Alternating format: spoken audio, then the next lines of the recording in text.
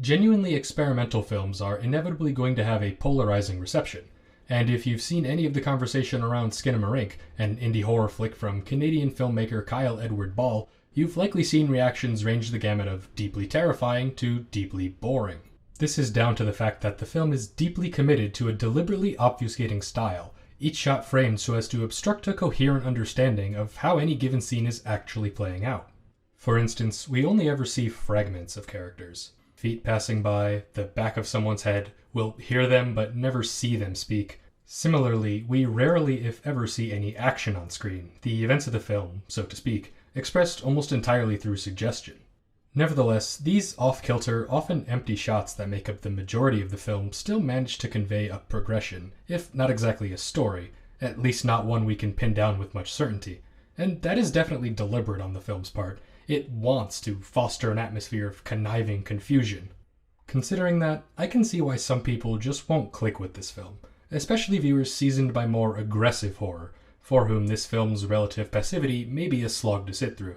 Seriously, it's hard to overstate just how limited the actual on-screen action is in this film. You're going to be staring at a lot of walls and dark hallways. For me though, this actually enhanced the sense of dread I felt, the relative minimalism of it all contributing to the film's isolating anxiety. If you're on its wavelength, Skinamarink is 100 minutes of utterly oppressive, all-encompassing unease. And even if you're not, I don't think there's any denying that the world it constructs is uniquely foreboding.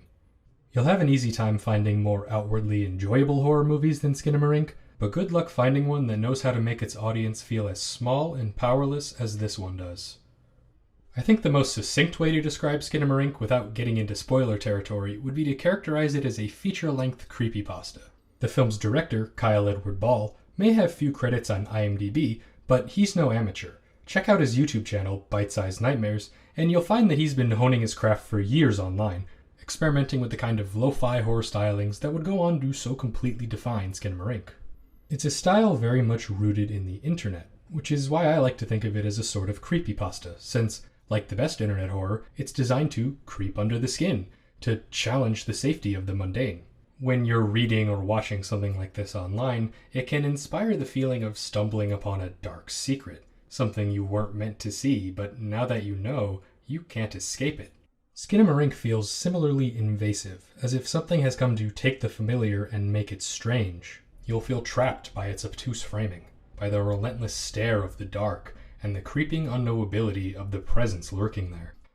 Most of the film soaks in this simmering, sinister tension, but there are a few moments where Ball slaps us in the face with what are honestly pretty cheap jump scares. Given how these moments make for some serious punctuation marks in the midst of an otherwise ceaseless quietude, I think it's worth talking about how they function in the film. I'm of two minds about these jump scares. On the one hand, there will always be something annoying to me about scares that rely on trollish tactics like sudden, jarring sound effects to get a rise out of the viewer. That said, this kind of thing is very much characteristic of internet horror, so there's perhaps an argument to be made for it fitting this film in particular, and moreover, I do think that Ball knows what he's doing with these. I think he knows that they're cheap, and I think he's fine blindsiding the audience in this sort of unfair way, because it forces the audience to raise their guard, to expect that the film may lunge out at them at any moment, and boy does the shot composition in this film so often beg for exactly that. A less experienced director may have given in to the impulse this creates, but Ball proves wiser, inserting only enough of these scares to create the distrust between audience and film that he needed, making this another case where the film's off-putting minimalism does most of the heavy lifting. In my own Googling after seeing the film, I found out that the film initially went viral after leaking online ahead of a festival appearance, which led to widespread sharing of it on social media.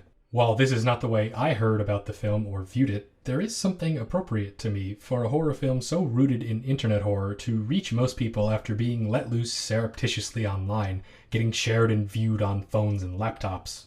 It also got me thinking, though, that such a mode of viewing, while certainly having its conveniences and even aesthetic advantages, also has its drawbacks, and I can't help but feel that this contributed to people not being able to get into the film.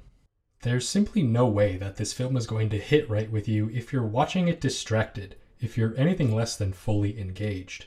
To be clear, what I would consider distracted viewing is sort of the de facto way we consume most media in our day-to-day lives. We rarely don't have our phones, friends, pets, or whatever nearby distracting us. And for a lot of media, that is totally fine and won't substantially detract from what we can take away from it. But Skinamarink is not that kind of project.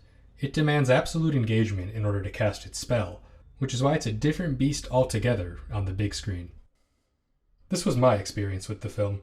I hadn't heard any of the internet hype for it. I just noticed that a small indie horror movie had come to my local theater, and that almost never happens, so I kind of felt obligated to see it. And when I did, it was only my partner and I in the theater. And thank God, because the way we were both coiled in our seats under the gaze of this film was embarrassing.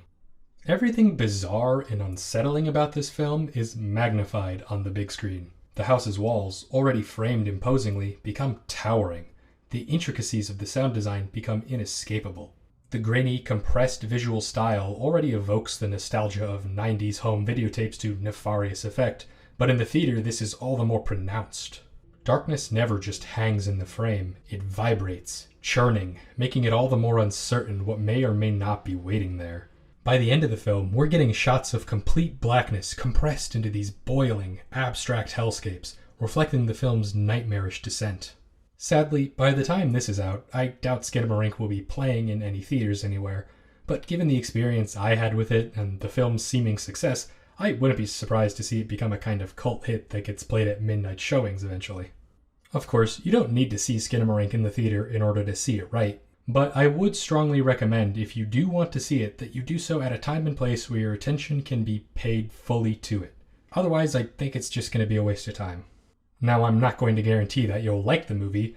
Even after all I've said here, I honestly can't say I enjoyed my time with it personally, but I did find it quite remarkable and effective, and have only continued to be fascinated with it since. Skinamarink feels like the first step of some spindly, pronged creature emerging from its egg, a potent new breed of horror born from the festerings of the internet. And while I might agree that it's not the cleanest first step a newborn monster has ever taken, I also can't help but think about what horrors await once this beast finally bursts from its shell.